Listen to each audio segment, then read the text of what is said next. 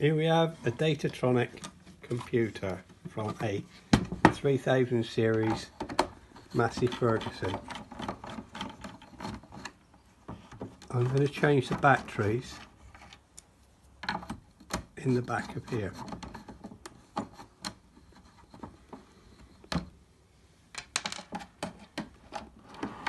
They supposedly last 5 years. I don't think they've ever been changed.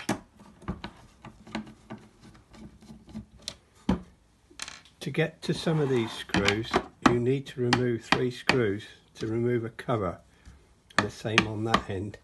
Once those aluminium covers off, you can get to your screws, and then you have to carefully pull it apart and remove the connector here with the wires attached to it. Then your batteries are removed. Don't get the old ones and the new ones mixed up. Positive side up.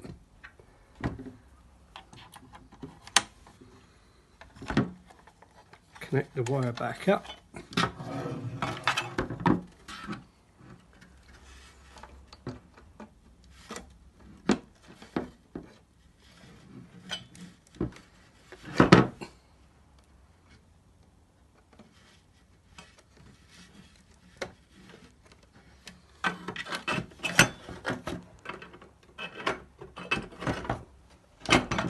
Bit fiddly, line it back up.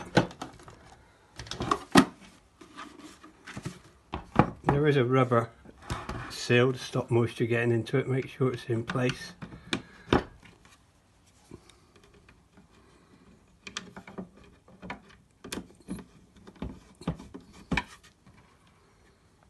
And then replace all the screws, and the job's a good one.